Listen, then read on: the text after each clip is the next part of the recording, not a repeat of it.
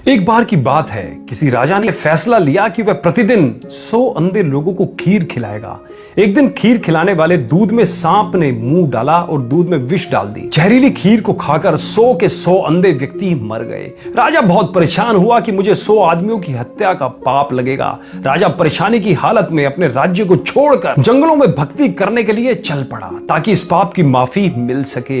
रास्ते में एक गांव आया। राजा ने चौपाल में बैठे लोगों से पूछा कि क्या इस गांव में कोई भक्ति भाव वाला परिवार है ताकि उसके घर रात काटी जा सके। चौपाल में बैठे लोगों ने बताया कि इस गांव में 2 बहन भाई रहते हैं जो खूब पूजा करते हैं। राजा उनके घर रात में ठहर गया। सुबह जब राजा उठा तो लड़की पूजा पर बैठी हुई थी। इससे पहले लड़की का रूटीन था कि वह दिन निकलने से पहले ही पूजा के लिए उठ जाती थी और नाश्ता तैयार करती थी, लेकिन उस दिन वह लड़की बहुत देर तक पूजा पर बैठी रही। जब लड़की उठी तो उसके भाई ने कहा कि बहन, तू इतनी देर से उठी है, अपने घर मुसाफिर आया हुआ है और उसे नाश्ता करके दूर भी जाना है। लड़की ने जवाब दिया कि भैया, ऊपर एक मामला उलझा हुआ था। धर्मराज को किसी उलझन भरी स्थिति पर कोई फैसला लेना था और मैं वह फैसला सुनने के लिए रुक गई थी, इसलिए देर तक ध्यान करती रही। उसके भाई ने पूछा, ऐसी क्या बात थी? तो लड़की ने बताया कि फला राज्य का राजा अंधे व्यक्तियों को खीर खिलाया करता था, लेकिन सांप के दूध में विष डालने से 100 अंधे व्यक्ति मर गए।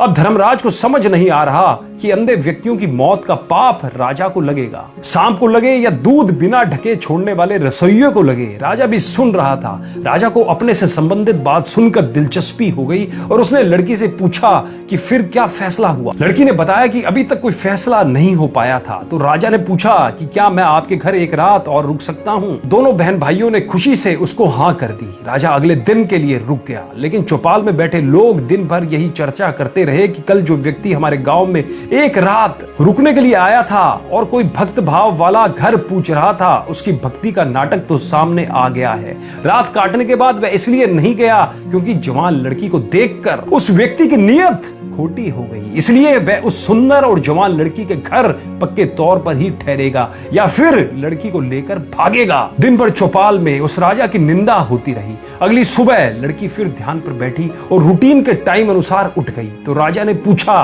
बेटी, अंधे व्यक्तियों की हत्या का पाप किसको लगेगा?